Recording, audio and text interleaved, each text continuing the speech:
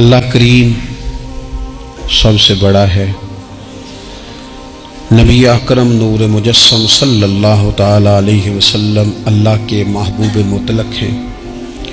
ہم اللہ کے بندے ہیں اور رسول کائنات کے غلام ہیں صلی اللہ علیہ وسلم۔ ہمارا ایک بہت بڑا تعارف ہے، عباد الرحمن کہا ہے اللہ تعالیٰ نے اپنے بندوں کو۔ ہمیں کہا ہے کہ تم بہترین امت ہو۔ اللہ کریم نے اعزازات سے نوازا ہے۔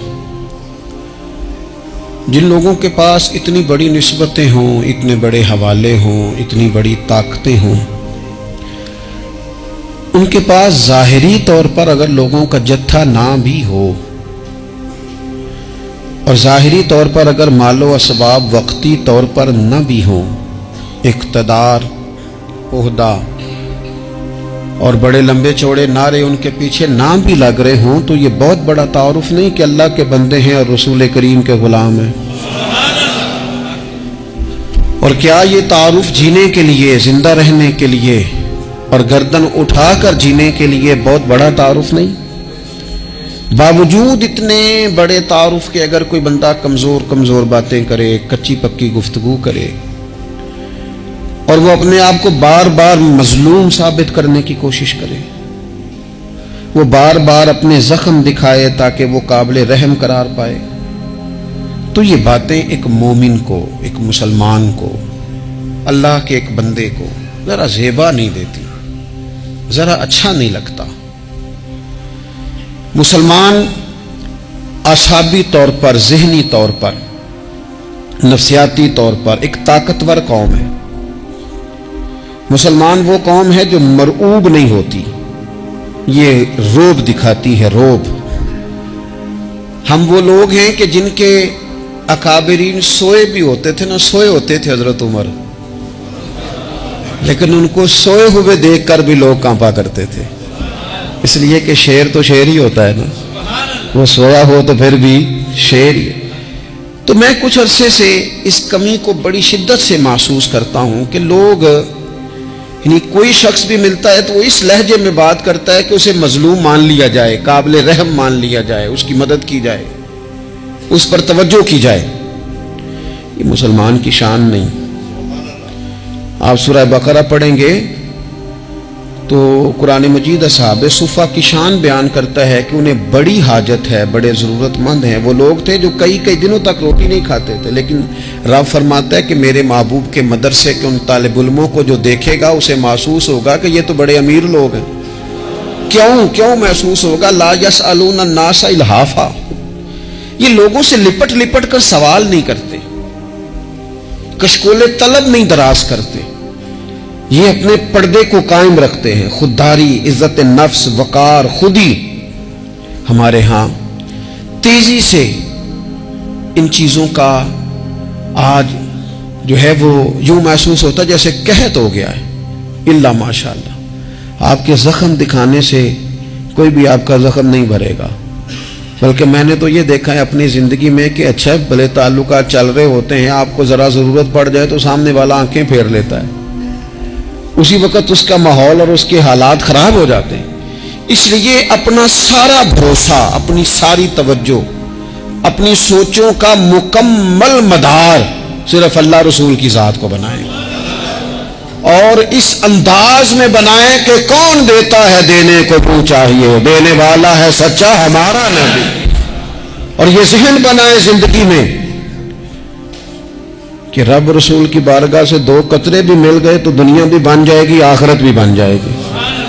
اس لیے ادھر ادھر دیکھنا تھوڑا کم کریں۔ اور بالخصوص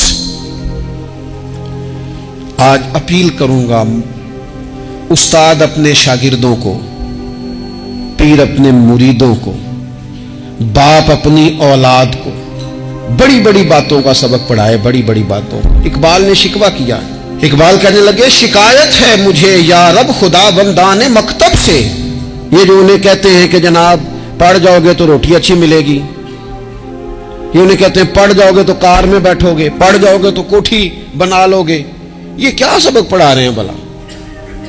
ان کو تو تم بڑے بڑے باتیں بتاؤ، انہیں کہو پڑھو گے تو دنیا میں حضور کے دین کا انقلاب برپا کرو گے، تم ان کہو کہ تم پڑھو گے تو تم ایک پورا پورا ملک چلاؤ گے، تم انقلاب برپا کرو گے، اٹھ باندھ کمر کیوں ڈرتا ہے، پھر دیکھ خدا کیا کرتا ہے۔ اقبال کہنے لگے یہ تم کیا سبق پڑھا رہے ہو کہ روٹی صحیح مل جائے گی، چندہ اکٹھا کرنے کا طریقہ آ جائے گا؟ کہنے لگے شکایت ہے مجھے یا رب خدا بندان مکتب سے، سبق شاہی ہے اور بچوں کو دے رہے ہیں خاک بازی کا۔ اڑنے والی تعلیم تھی اور یہ انہیں رینگنے کا سبق پڑھا رہے ہیں۔ تگڑی تگڑی باتیں بچوں کو سکھاؤ، تگڑی تگڑی، یہ پھر سارے نہ ڈھونڈتے پھریں کہ وہ فلانا جو ہے نا چاچا امیر ہے تو ماموں امیر ہے تو فلانی خالہ باہر ہے تو فلانا ذرا مہربانی، کوئی بھی نہیں مہربانی کرتا۔ مہربانی جب بھی کرتا ہے یا خدا کرتا ہے یا مدینے والے محمد مصطفیٰ کرتے ہیں۔ اپنی توجہات کبھی بچوں کو دیکھیں، حضرت لقمان اپنے بیٹے کو کیا کہتے ہیں؟ کہتے ہیں یا بنی اقم الصلاۃ وامر بالمعروف وانہی عن المنکر۔